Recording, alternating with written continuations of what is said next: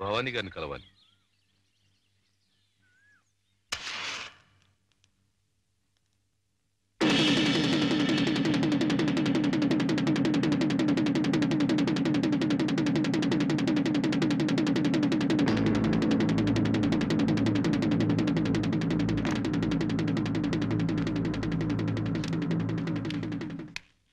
నీకోసం విశ్వనాథం మనిషి వచ్చిండు.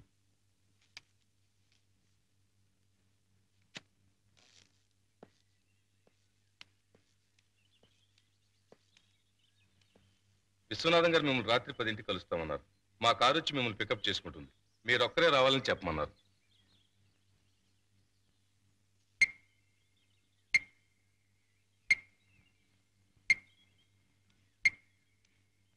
మాచిరాజుకు ఫోన్ చేయి.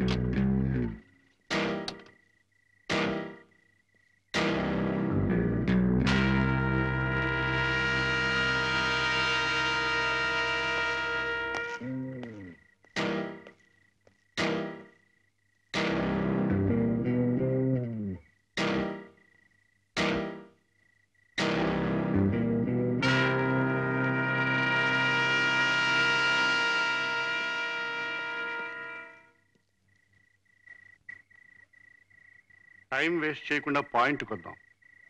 నాతో ఏం మాట్లాడాలో చెప్పు. మీరు మాచిరాజు పార్టీ నుంచి సడన్గా మారిపోతే ఊరుకుంటాను అనుకున్నారా? ఊరుకోక ఏం చేస్తారయ్యా?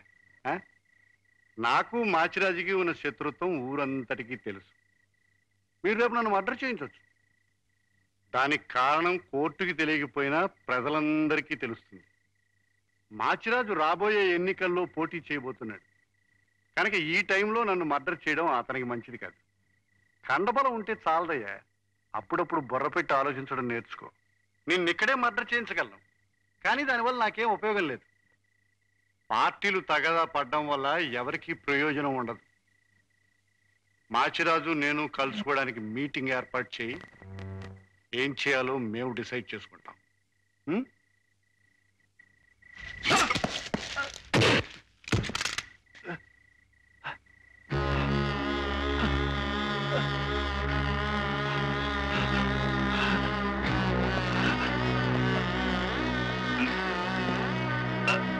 నిన్ను మర్డర్ చేసినట్టు తెలియాలంటే ముందు నీ శవం దొరకాలిగా. ఎప్పుడు ఓవర్ కాన్ఫిడెన్స్ ఉండకూడదు.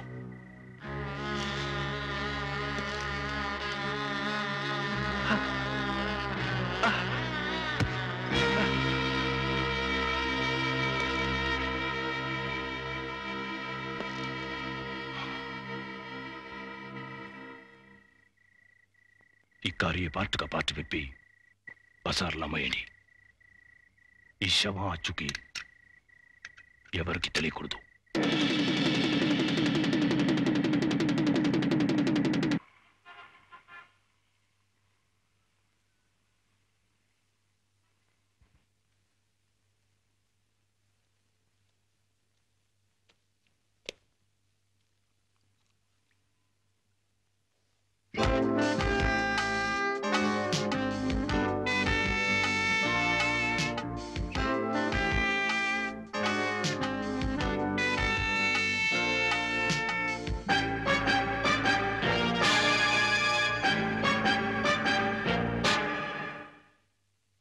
శివ,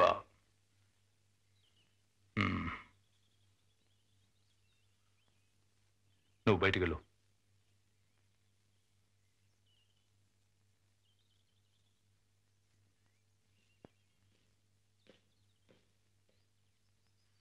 నాన్నజీ, జేడి ప్రతిదానికి మన హెల్ప్ అడుగుతాడు. ఈ స్టూడెంట్ లీడర్లు మనకు బలం అవ్వాలి కానీ మన బలం మీద వాళ్ళు బ్రతకూడదు. వాళ్ళు చెప్పిన దాన్ని బట్టి ఈ శివ అంత తేలిగా కొట్టి పారేసేవాళ్ళు లేడు. సరిగ్గా వాడుకుంటే మనకు పనికి రావచ్చు. నువ్వు ఒక పని చేయి, వెళ్ళి అతను కలువు, ఎలక్షన్లో నిలబడమని చెప్పు. కానీ మన తరపున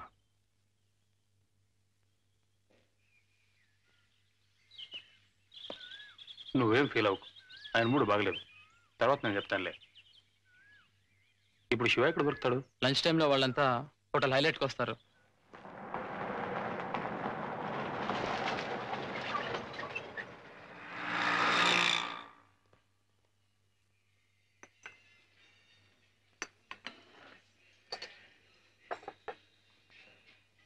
నమస్తే అన్న.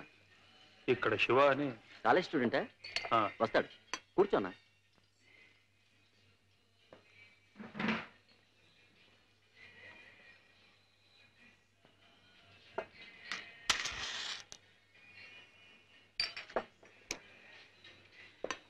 సిన్సియర్గా చదివి పరీక్షలు రాస్తే మార్కులు రాలేదు, పోనీ కాపీ కొట్టి రాస్తే అప్పుడు మార్కులు రాలేదా?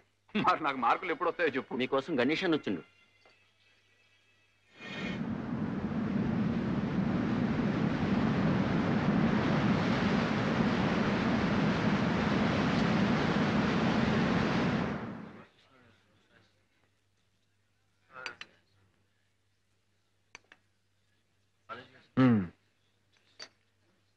నువ్వు ఒక అక్షరం ముక్కరాని కిరాయిగా ఉండావి. అసలు నీకు మా కాలేజీతో పనేమిటి? యూనియన్లు, ఎలక్షన్లు ఇవన్నీ మా స్టూడెంట్స్కి సంబంధించినవి. ఎవరి తరపున నిలబడాలో, ఎందుకు నిలబడాలో నీలాంటి బజార్ రౌడీలతో చెప్పించుకునే అవసరం నాకు లేదు. నిన్ను మా పార్టీ తరపున నిలబడం అనేది నువ్వంటే భయపడి కాదు, వీలైనంత వరకు కాంప్రమైజ్ చేసుకోవడం మా పద్ధతి. నా మాటిని భవానీతో పెట్టుకో, ఆయన తలుచుకుంటే నీ కాళ్ళు చేతులు తీసేస్తాడు. ఇది వార్నింగా?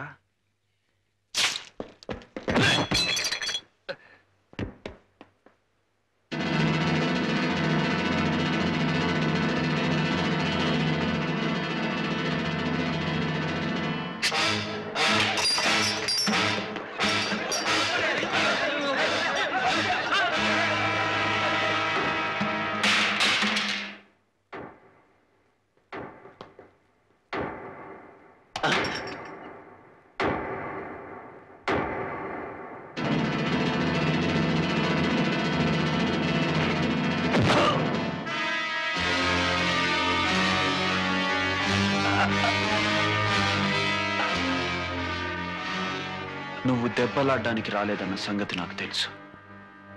ఒక్కడివే వచ్చావు, అందుకే నీ మీద ఎక్కువగా చేసుకోవడం లేదు. పచ్చాగాళ్ళ మీద చూపించమని భవానీగాడి దాదాగిరి. ఇక నుంచి నువ్వు గాని వాడు గాని కాలేజ్ వైపు వచ్చారో కాళ్ళు చేతులు కావు, శాలతీలు లెగిసిపోతాయి.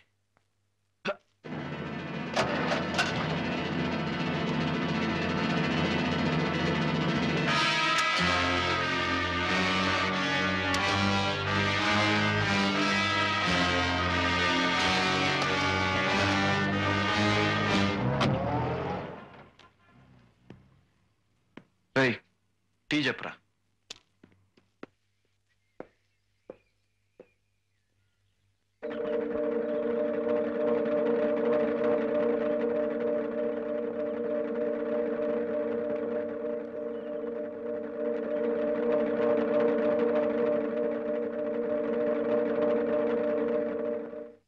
నానాజీ, ఈ ఊళ్ళో మనం ఏం చేసినా చెల్లుతుందంటే జనానికి మన అంటే భయం కనుక. ఇప్పుడెవడో శివ అనేవాడు 10 మందులు గణేష్ని కొట్టాడని తెలుసు కూడా నేనేం చేయలేదనుకో, జనానికి మనం అంటే భయం తగ్గుతుంది. అడ్డమైన వాడు ఎదురు తిరుగుతాడు. కానీ మనకు బలం ఉందని వెనక ముందు చూడకుండా తొందరపడద్దు.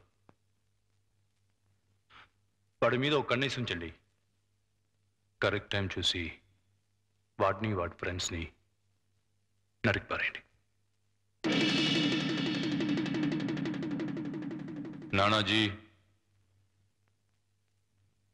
ఆ చావు ఎంత భయంకరంగా ఉండాలంటే మళ్ళీ ఈ ఊర్లో భవానీకి ఎదురు తిరగాలన్న ఆలోచన రావడానికి కూడా